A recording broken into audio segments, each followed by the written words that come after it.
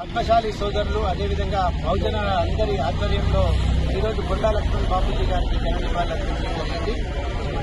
వారు ఉన్నంత కాలం, వారు శ్వాసతో ఉన్నంత కాలం, తుది శ్వాస వరకు కూడా తెలంగాణ రాష్ట్ర విముక్తి కోసం, తెలంగాణ రాష్ట్ర స్వపరిపాలన కోసం తన ఇంటిని సైతం తెలంగాణ ఉద్యమానికి కేటాయించిన మహనీయమైన వ్యక్తి కొండా లక్ష్మణ్ బాపూజీ అని మీ అందరికీ కూడా తెలియజేస్తారు. ఆ రోజుల్లో తెలంగాణ ఉద్యమం చేసే క్రమంలో 2001 ఆ సందర్భంలో 1 నుంచి 3వ సందర్భంలో తెలంగాణ ఉద్యమం ఏ విధంగా స్టార్ట్ చేయాలని ఆ రోజు ప్రొఫెసర్ జయశంకర్ గారు వీళ్ళు మహనీయులందరూ కూడా ఆలోచన చేసే క్రమంలో ఒక వేదిక లేదు.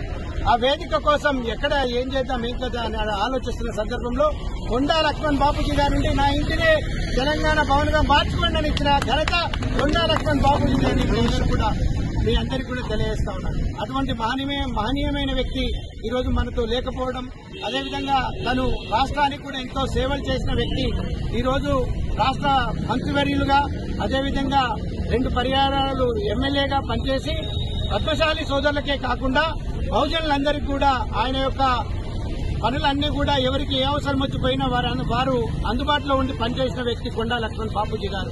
అటువంటి మహనీయునికి ఈరోజు మీరందరూ కోరుతున్న కోరిక విగ్రహం పెట్టాలని, అది కూడా గౌరవ ఎమ్మెల్యే గారిని అడిగి ఆ యొక్క ఆలోచనను కూడా ఎమ్మెల్యే గారి సలహాతోటి ఎట్లా చేయాలో ఆలోచన చేసి చైర్మన్ గారు, కౌన్సిలర్లు అందరూ బాడీ అందరూ కూర్చొని ఒక ఆలోచన చేస్తారని మీ అందరికీ కూడా తెలియజేస్తాను. మాట్లాడతావా?